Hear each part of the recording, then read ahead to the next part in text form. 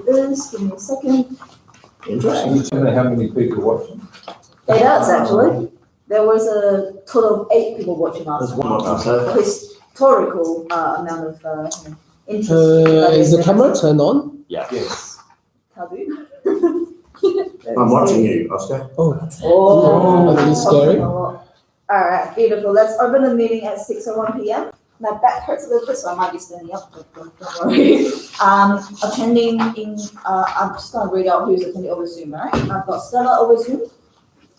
I've got Grace over Zoom.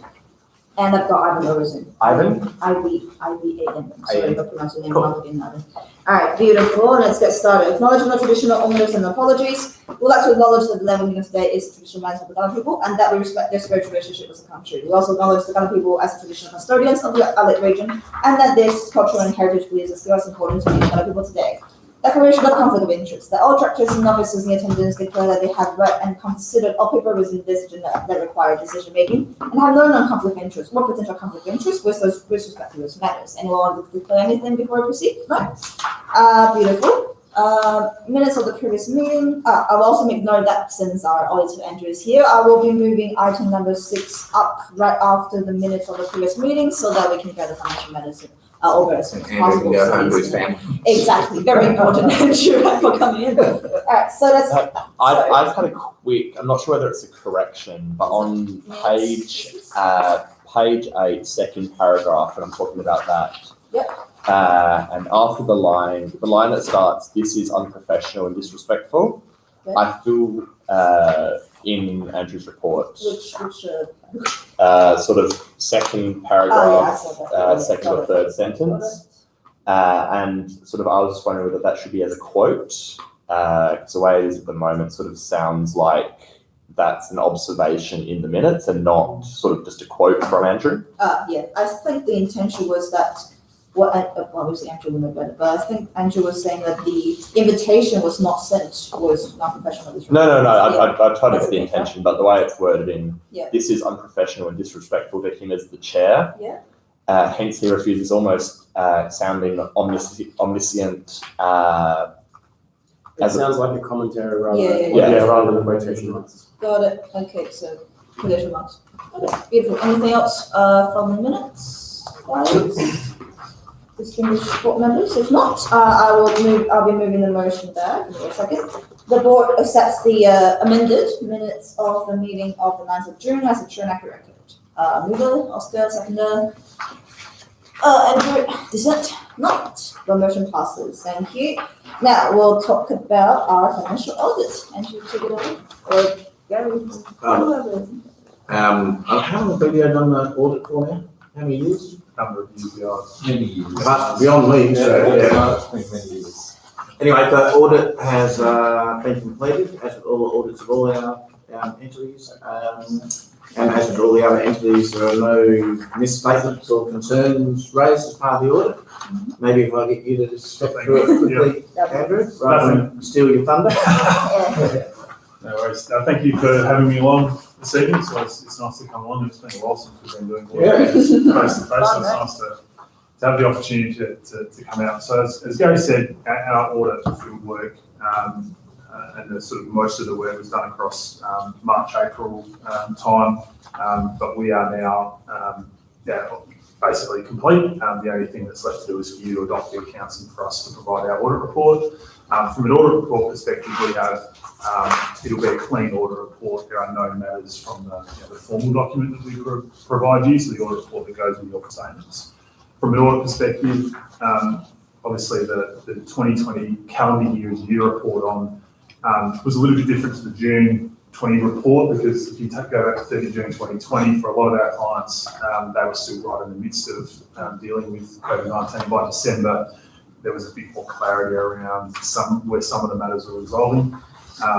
But nonetheless, it was obviously a key theme of the audit for this year, which is the impact of the pandemic on the financial statements of the union. But we're comfortable that you have captured all those accurately and appropriately, but they are reflected obviously throughout your financial statements. When you try and compare this year to last year, it becomes challenging in parts because of that.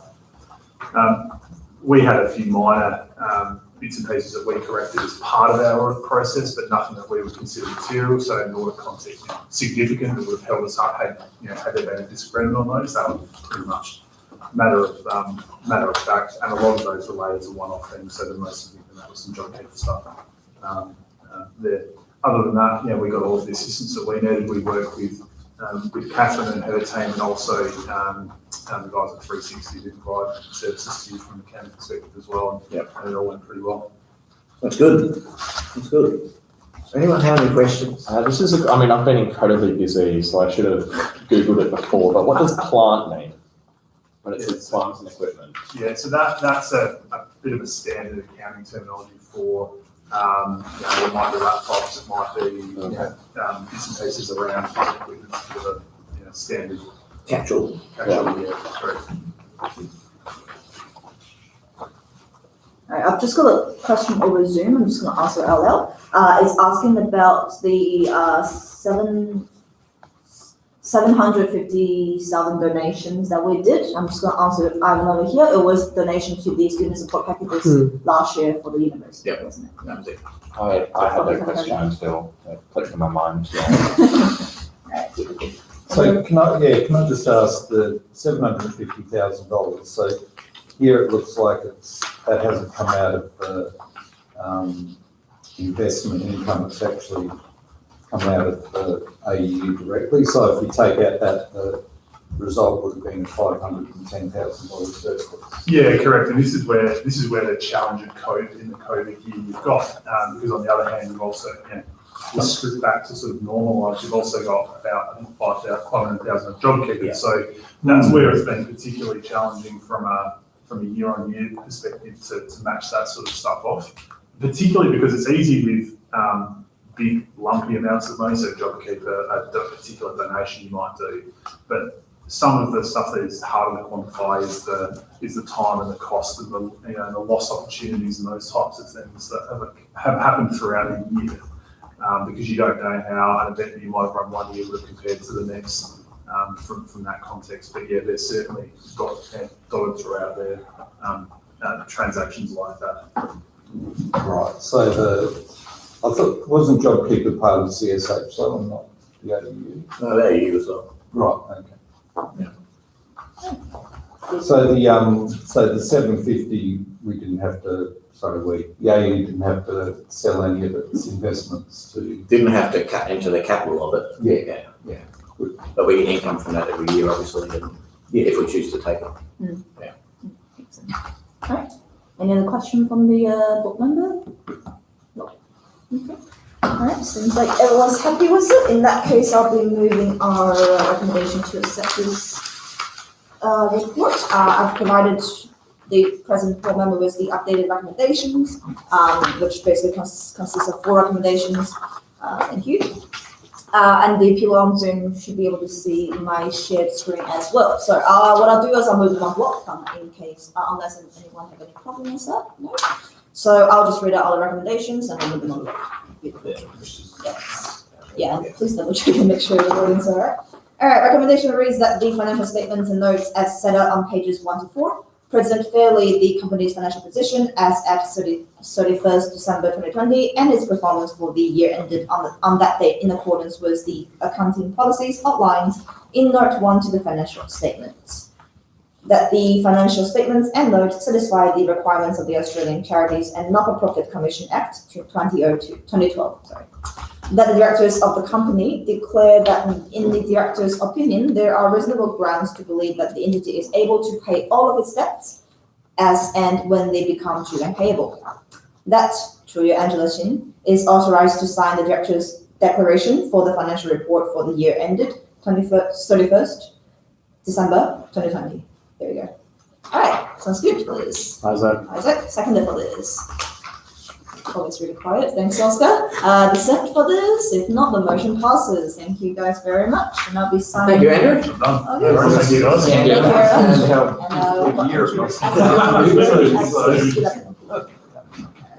Can you give me your signs? Alright, cool. Just on the last page, is it? No, you're in the, Okay. that's the auditors on the last page.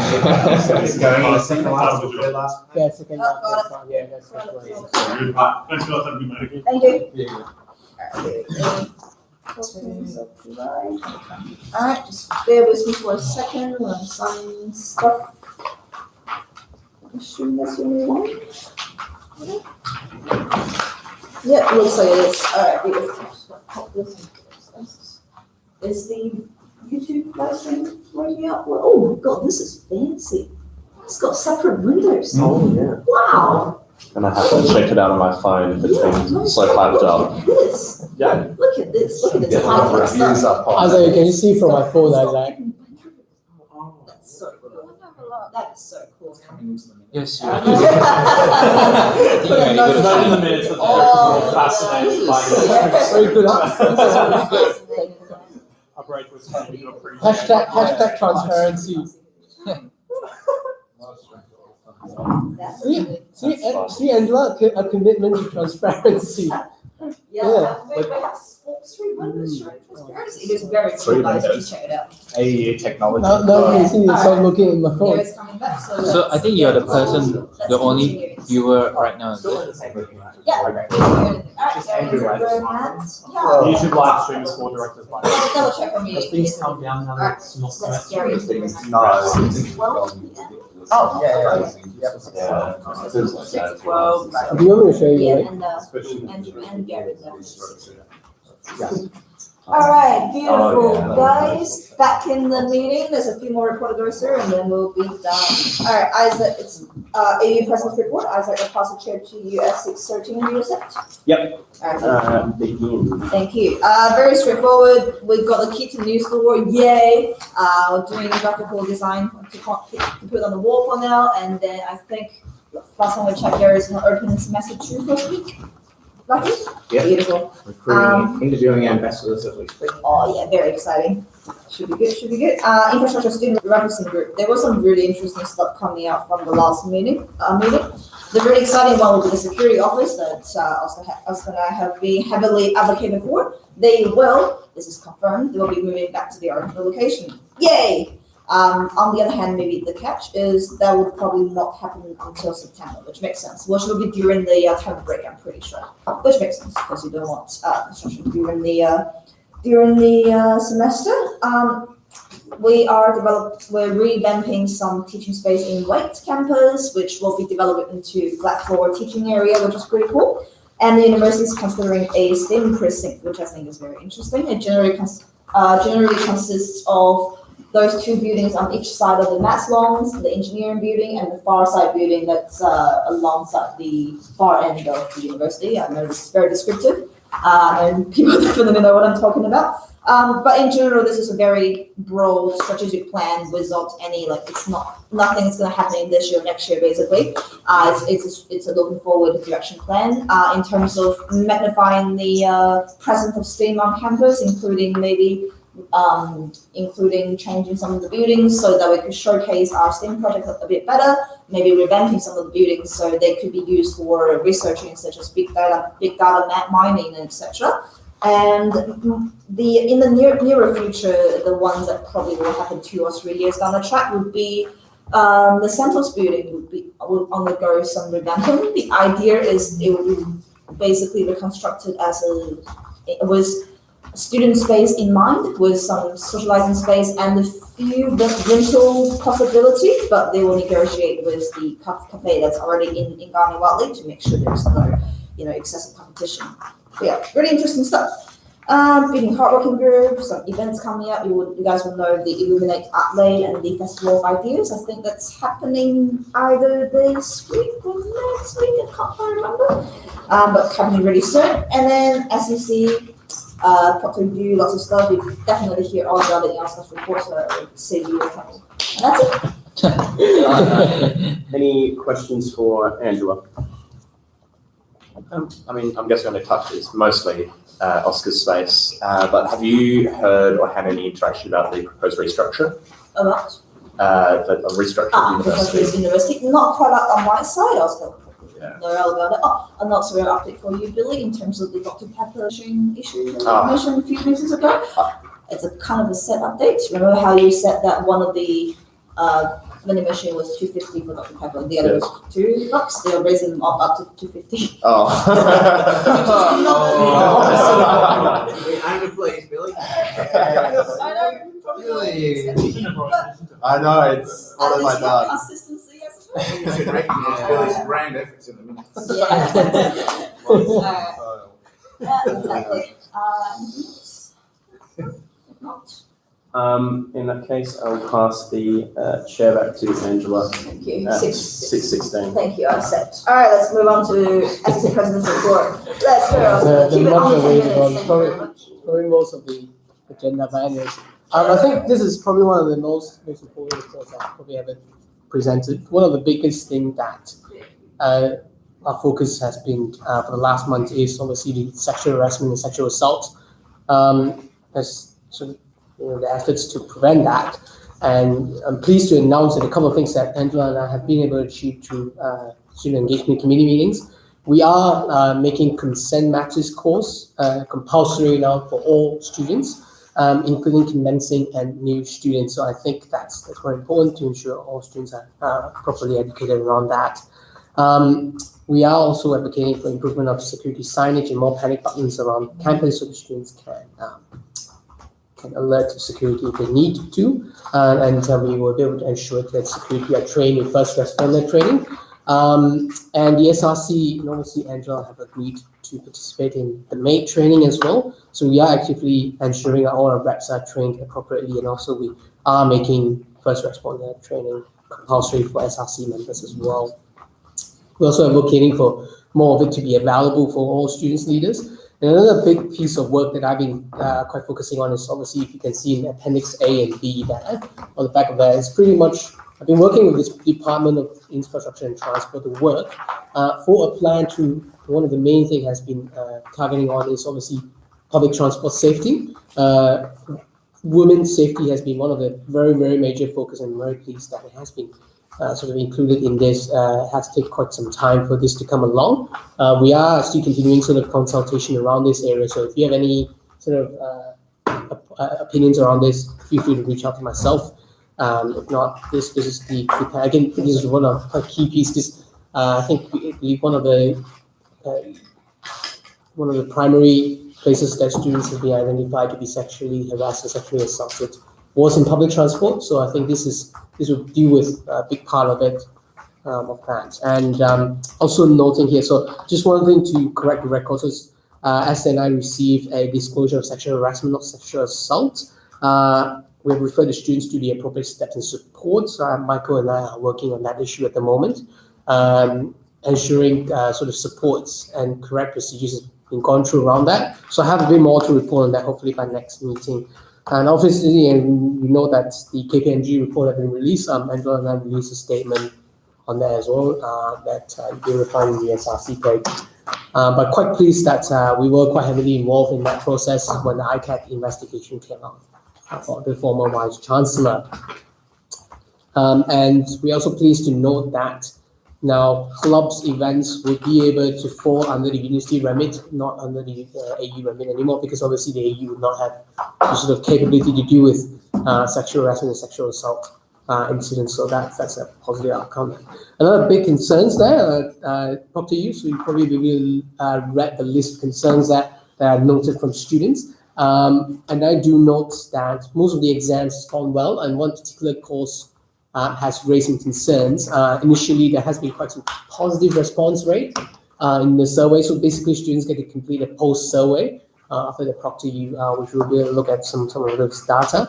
And unfortunately, some of those students of some course have some issues with ProctorU. Namely, one of the students have lost 1 hour when they did the ProctorU exam. They've been followed by us at late most cases, and most of them have applied for a replacement exam. And unfortunately, some students, despite receiving an email from us at late, did not apply for a replacement exam within the 3 working days. And I have been reached out after 20 days. Unfortunately, there's not much in terms of the policy does not protect them. But I have raised that issue with the university, and I know I've raised it to Jenny. The DVCA have pretty much effectively knock back and say, nah, the policy says 3 days. Look, I'm intending to pursue this matter further as well and see where it can get us, because we have, as far as I know, 3 students that are affected by Prop2U. Technical difficulties, namely, but it's provided a replacement exam. Again, I think it's unfair, it's unjust, and I intend to pursue that matter further. And as Billy has mentioned, university restructuring. One of the main sort of focus I have been sort of working on. I was in that webinar as well when they announced the restructure. Instantly, I asked the question whether students would be consulted. I mean, promise the students will be consulted. I don't know what form. That still yet to be seen, which is why I've requested a meeting with the Vice Chancellor to request further clarification around that, and see how, again, I'll be very, very focusing on the consultative bit and ensuring, obviously, the students' and learning quality is not disadvantaged in this process. That would be my major sort of priority there. Exam issues. So NG102 students have cited quite a heavy issues there. A poll that was called by between the student cohort, around 360, almost half of them voted in that poll to call for the removal of the hurdle. I then have proceeded to advocate on that issue and spoke to the course coordinator and the faculty quite extensively. And we now are pleased to be able to announce that we have now reached an outcome for those students. The grades, as I've advocated from the start, since the removal of PNG and WNF as Angela as well, is that it will be appropriate scale, and now it is appropriate scale, and the students are now very, very happy with the outcome. So it's quite pleasing that advocacy was heard by the university on that exam. So ComSci 301 and ComSci 3308. So similar outcomes as well. I met with the head of school to raise concerns of students. And again, they have heard my concerns and have acted on it quite quickly. And the students, again, are quite pleased with the outcome in the end of the day. After they receive their grades, they believe that it is a fair reflection of their effort, despite the exam was a bit too hard. Again, they have been given the grades they deserve, and they're quite happy with the final outcome. So again, some good news on that front. International students back to South Australia plan, that's quite, so most of you might have known, it has been approved by Canberra. I have been participating in a lot of interviews, and so I've been advocating for that, and I'm pleased to be approved by Canberra. Hopefully that we don't get another COVID case in South Australia. We're going to bring these international students back to South Australia pretty soon. International students agents, so some CISA has raised the concerns that agents are misleading students about the date of removal to give them fake promises that they are going to be able to come to Australia pretty soon. Raise that concerns with PVCI and see if that's an issue. Apparently, there wasn't an issue, but I asked them to look carefully around that to pay attention to that area. Overseas students fees discount. So this is resolved. So Junming raised to me that some students are not given that 20% discount. They're currently overseas, as you might have to note that.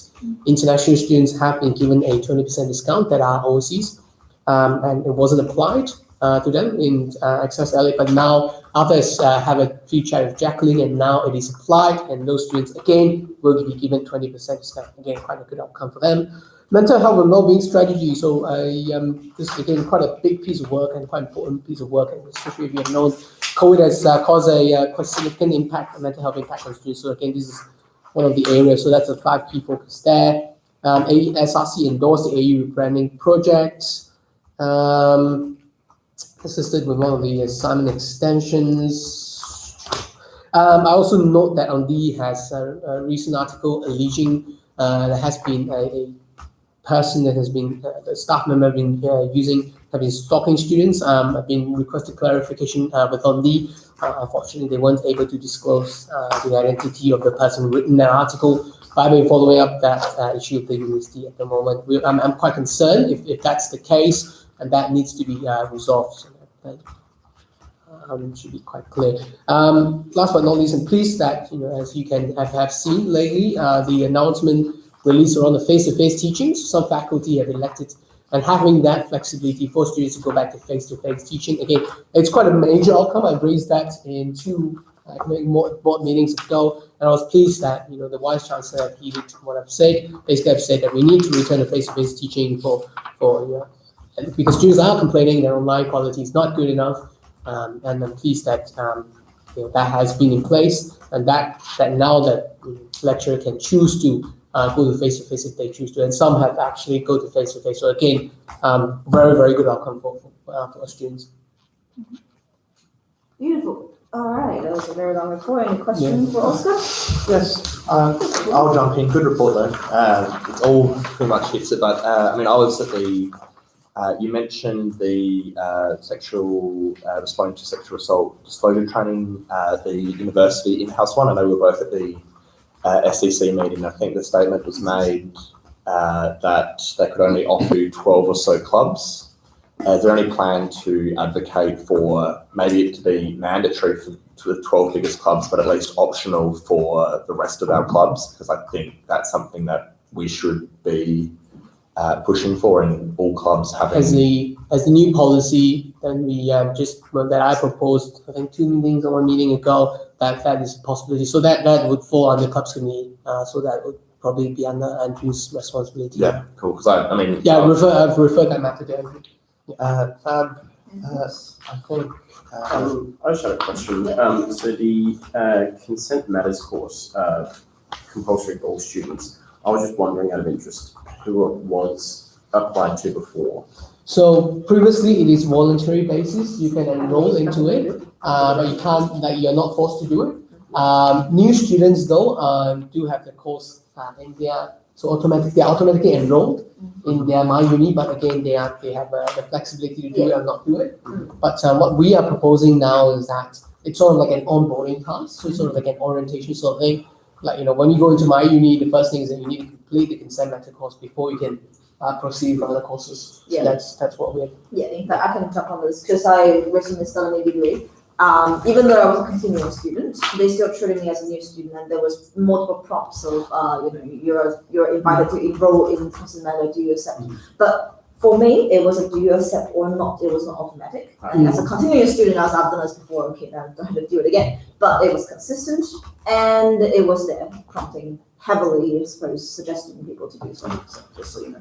Yeah. All right, more questions? I want to just quickly touch on the restructure because I think that's been an anxiety. I think all the sort of screenshots which we've seen, which have been posted to Facebook on that are quite scary. The idea of losing 130 staff is quite scary. Professional staff.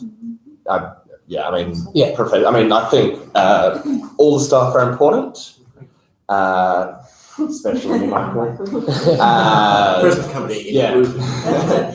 I also think the restructure doesn't make sense. I think I had some friends who were just posting it in our group chat about what this would mean about kids who'd be in the same faculty, neuroscience with software engineering, just sort of things like that, being supported by the same professional staff.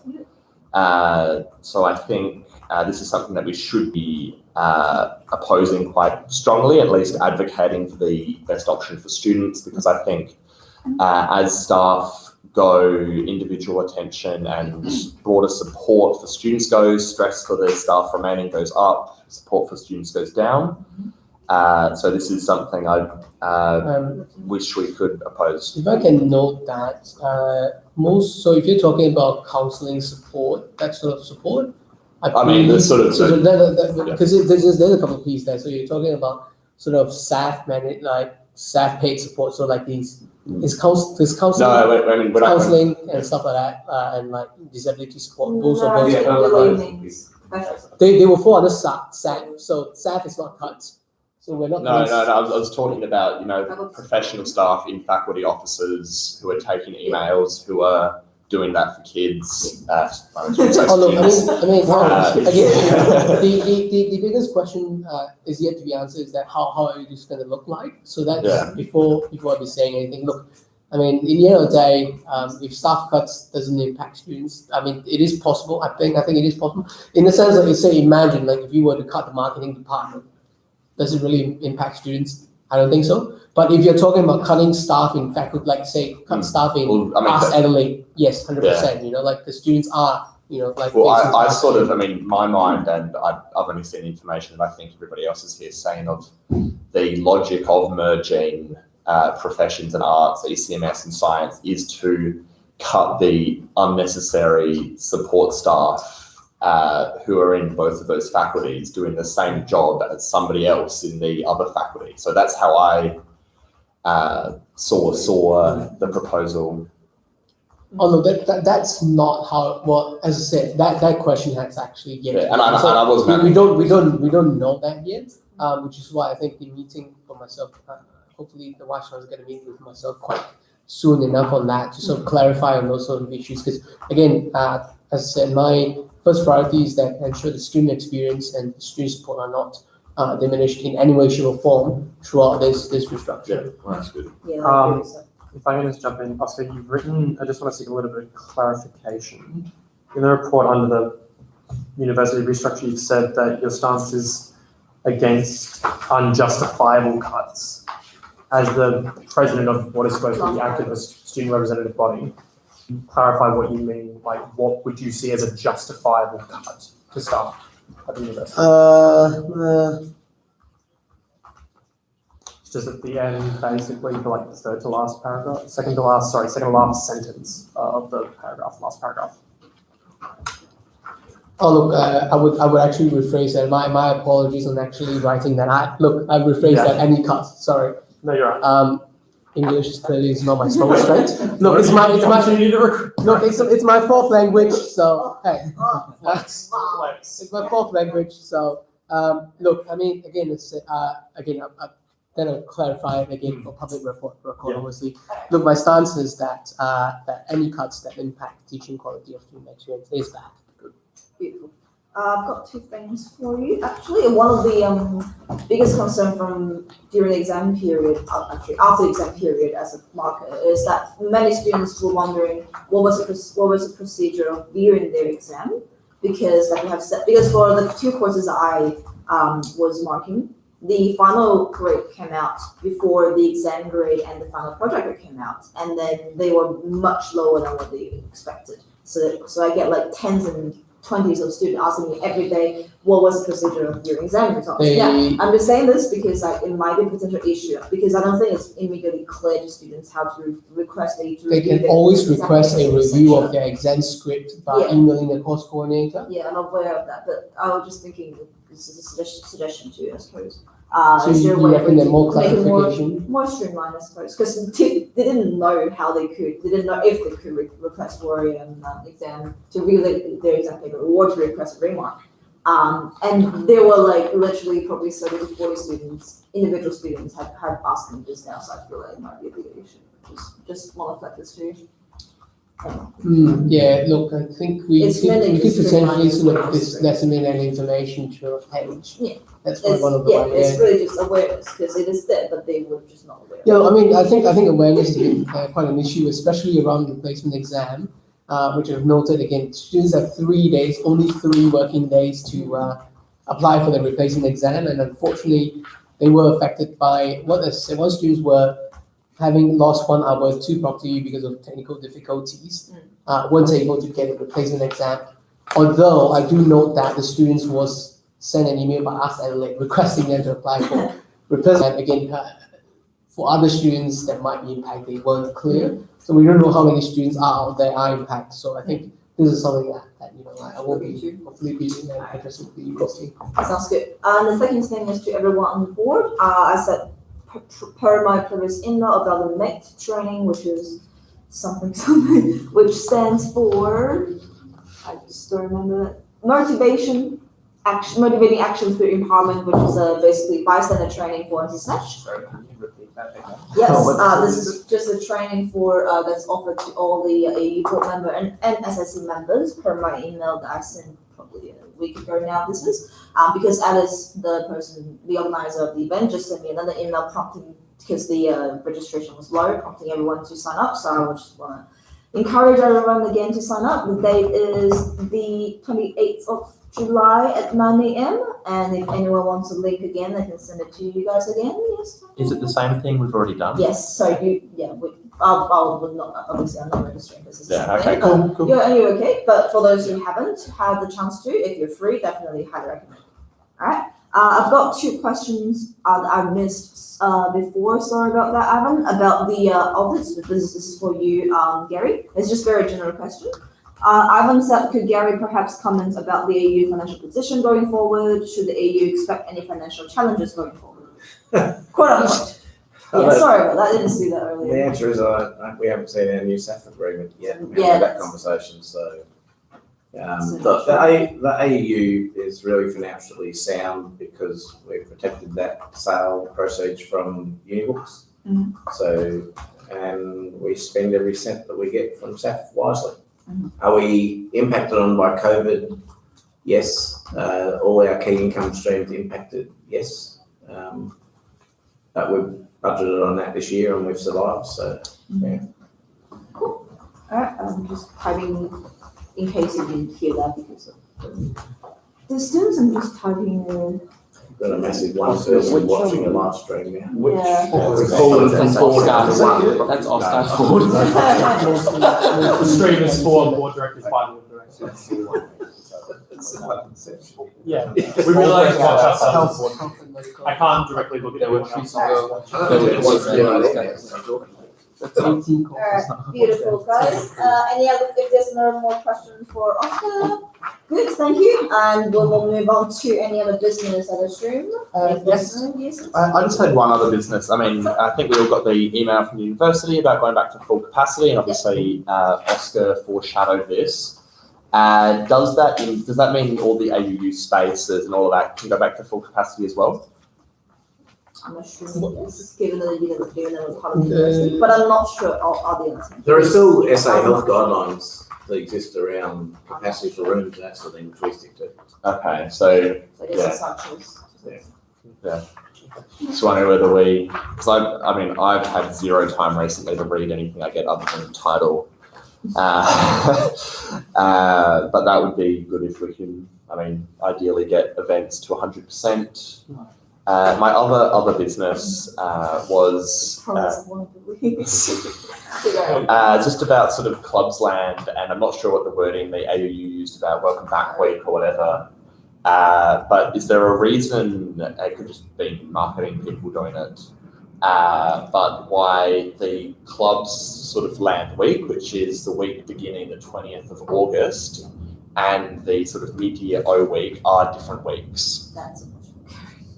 I will not be able to answer that. I can't answer that at the moment, I'll ask the question. Because I was, it was really at our meeting the other day in the Learn and Teaching, where I was like, oh, the arts faculty are doing their clubs thing during that first week, which is different from the AUUs. It really just clicked I'm that. assuming that it would just be the faculty thing. Yeah, I mean, that's just a faculty thing, but Yeah. I mean, I was thinking in my mind, ideally it'd be good if the faculties and the AUU and everything was just Aligned. coordinated, and aligned.